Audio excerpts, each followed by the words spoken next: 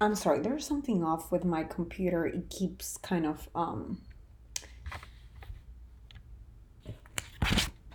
doing something weird with the video function.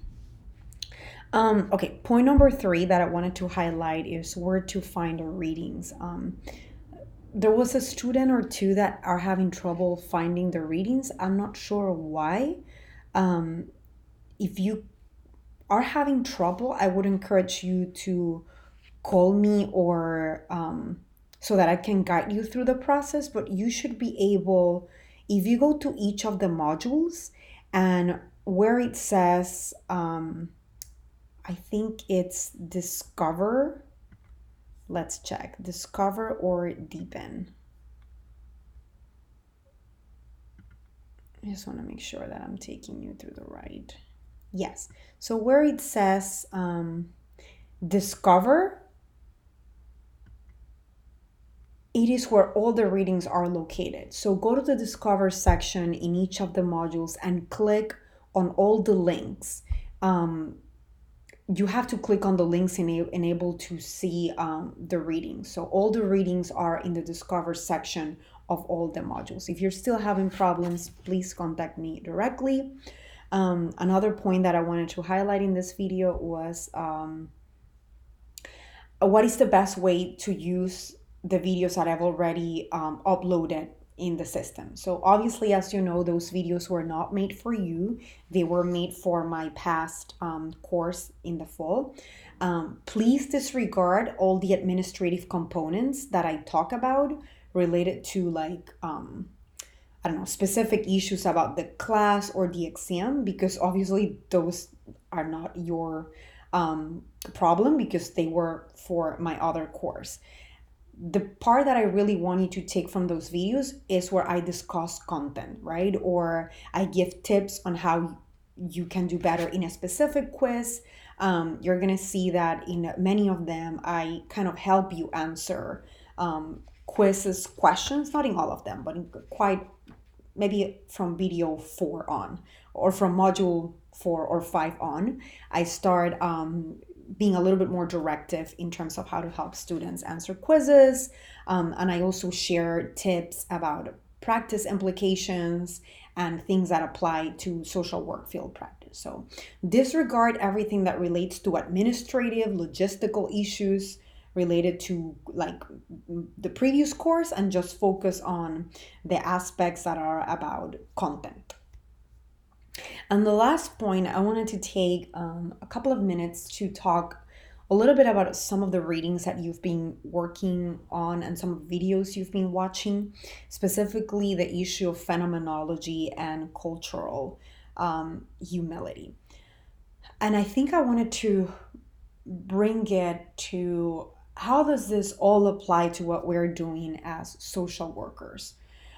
First of all, phenomenology, in very simple terms, is the study of people's lived experiences, right? Or even more simpler, it's how people experience different things in their life. And that is important because regardless if you're Latina or not, how you will approach different situations in life, how you will behave in life, is directly impacted by how you have perceived different situations in your life. Life is really all about perceptions, how we kind of interpret situations in our life. So for Latinas, the way they behave in society is directly related to how they perceive their social, political, economic, and cultural world. And those perceptions, which are, to make it a little bit more complex, those perceptions are based on or are influenced by our cultural, like our culture, our social and political backgrounds. So, how Latinas interact with this world, and this also applies to other groups, is really informed by how they have perceived the world around them, which again, it's influenced by political, economic, cultural, and social aspects. So, how does that really tie to cultural humility and why I wanted to start us on that? I think as you are going to see in the coming modules, we're going to start digging very deep into aspects about identity, leadership, education, health, mental health, um, issues about sexual orientation and sexuality among Latinas. And in order for you to get the most of this course and also to be a competent social work practitioner, it's important to keep grounded and to continually evaluate ourselves, right? To continually evaluate our privileges, to evaluate our perceptions about the world, to evaluate our position in the world, to evaluate how we respond to different situations in the world. It's very important that every once in a while, if we have the opportunity to really self reflect on our attitudes and behaviors surrounding different issues. A very specific example, right? Um,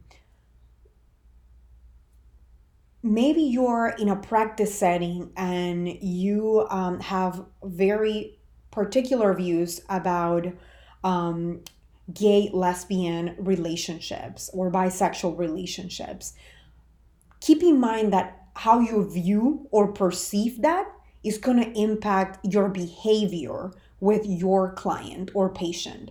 So that is why it's important that we keep in check and that we constantly monitor how our own attitudes, beliefs, and behaviors impact our relationship with others. So that is what I really mean by being culturally humble, to kind of put ourselves in the position of deconstructing our and breaking ourselves apart and understanding why is it that we react the way we do, why is it that we think the way we do about different issues. Because once you reflect on that, you're going to be on a better position to help another person, because you're going to check or keep in check or in balance those stereotypes, those like prejudices that we have towards different issues and situations. Remember that as social work practitioners, our role is not really to agree with our clients, but more so to help us navigate a complex world. A lot of the times I do not understand or I may not agree with a client's decision, but our goal is really to support them in their decision making process, even if it's sometimes it's a great decision, sometimes it's not that great, but that is part of the learning process, and that's what we are there for our clients as social worker, is to kind of support them and help them navigate through complex life scenarios and questions. So a very good way of doing that is to be culturally humble, right? To kind of put yourself in a position not of superiority, but in a position in which you feel comfortable questioning yourself and questioning who you are and what your position in this world is. This is going to be very particular in our work with different ethnic, racial, sexual, Latina groups. And even with your work outside of Latina groups, this knowledge is really pertinent across the board. And it's something that I really wanted to highlight and something that I really encourage you to do as you start exploring some of these topics.